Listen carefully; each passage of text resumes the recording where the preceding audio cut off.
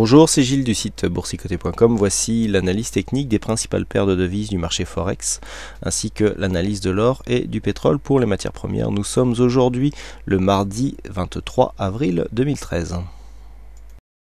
Et nous commençons tout de suite par la paire de devises euro-dollar, donc l'euro-dollar qui a connu une phase de baisse aujourd'hui, donc nous étions toujours sur une continuité de mouvement baissier, Je vous avais indiqué ici que le fait que nous n'arrivions pas à passer durablement au-dessus de cette moyenne mobile 20 exponentielle nous expulsait plutôt à une continuité de mouvement baissier, donc c'est confirmé.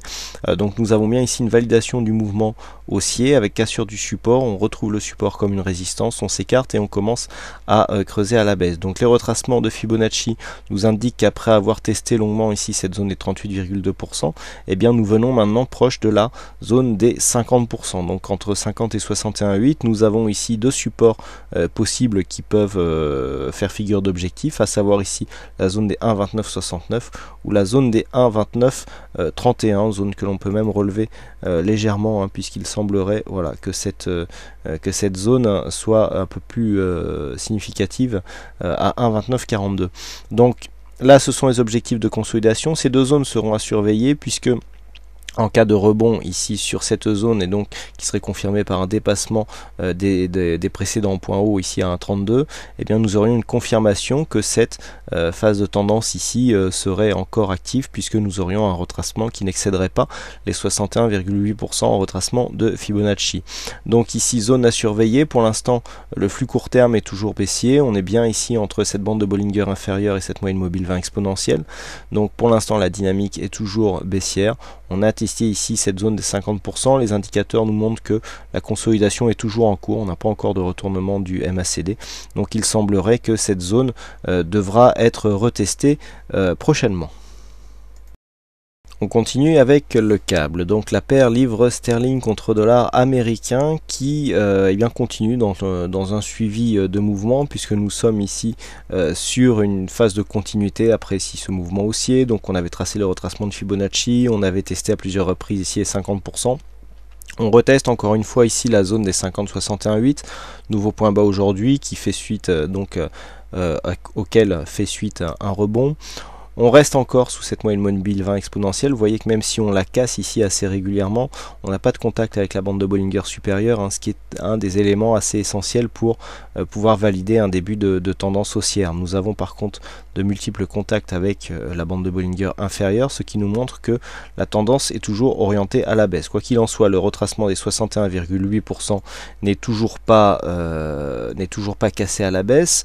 Donc tant qu'on n'a pas ici une cassure de cette zone, eh bien on peut toujours penser que ce mouvement haussier aura une suite, et cette suite sera validée sur une cassure ici de cette résistance baissière confirmée par une cassure du précédent point haut, à savoir les 1,5368. Sur le dollar-yen, la configuration reste la même que celle que nous avions hier. Je vous avais indiqué ici un second test ici de cette zone des 100 yens pour 1 dollar. Suite à ce test, les cours sont redescendus. On revient chercher ici un contact avec la zone des 98,70. On est entre deux eaux, puisqu'on a toujours cette possibilité ici de venir casser sur une accélération baissière ce point bas des 95,80, ce qui nous donnerait ici une possibilité de double top, puisque nous avons deux contacts ici après une phase de hausse assez franche. Nous avons deux contacts ici juste sous la zone des 99,95. Donc là, ces deux contacts étant validés, si on revient casser ici, eh bien on ira chercher aux environs des 93 yens pour 1 dollar pour chercher l'objectif. Mais pour l'instant, on assiste quand même à une descente assez faible du point de vue de la dynamique. Donc on a le temps de voir venir. Alors on est entre deux eaux, puisque nous avons la possibilité de ce double top sur une cassure du point bas que je viens de vous énoncer, ou alors sur une cassure ici de cette zone des 99,95, possibilité de confirmer la continuité du mouvement haussier. Donc là, tant qu'on est entre les deux, on ne peut pas parier sur un retournement ou l'autre, d'autant plus que les indicateurs sont assez mitigés. On est neutre du point de vue du RSI, le stochastique vient croiser sa ligne de signal ici en zone neutre, et on a des toutes petites amplitudes au niveau du MACD, donc assez peu pour définir vraiment une direction fiable. Donc là on a des zones d'alerte, donc zone d'alerte ici, je le répète, sur 95,80 à la baisse, donc pour valider un double top, et sur 100 yens pour $1 à la hausse pour confirmer la tendance en cours. Sur l'or, eh bien nous sommes toujours sur le même mouvement, pas grand chose de plus à dire par rapport à l'analyse d'hier. Donc nous confirmons ici un rebond technique avec un quasi-test ici de la zone des 50%. On est redescendu, on est toujours ici au-dessus de cette moyenne mobile 20 exponentielle, donc toujours dans une phase de rebond technique. Alors le MACD nous indique ici un retournement, on a une phase de consolidation court terme qui est en train de s'effectuer. Ce que l'on peut remarquer, c'est que alors que les indicateurs ici sont plutôt baissiers, nous avons une certaine stabilisation des courbes, on appelle ça une consolidation horizontale. Cette consolidation horizontale nous montre que malgré la forte volatilité que nous avons connue ici, et donc ce rebond technique, alors là on est entre deux eaux, comme on peut le voir par rapport à cette forte phase de baisse. Le fait ici d'avoir peu de rebond technique, eh bien, nous montre que l'on a une forte pression baissière du point de vue l'horizon moyen terme. Par contre, le fait d'avoir ici un rebond technique, alors soi-disant peu dynamique, qui commence à arriver ici en phase de surachat, puisque là ici on avait un surachat qui commençait à être marqué au niveau du stochastique, on était limite au niveau du RSI, on avait un retournement du MACD.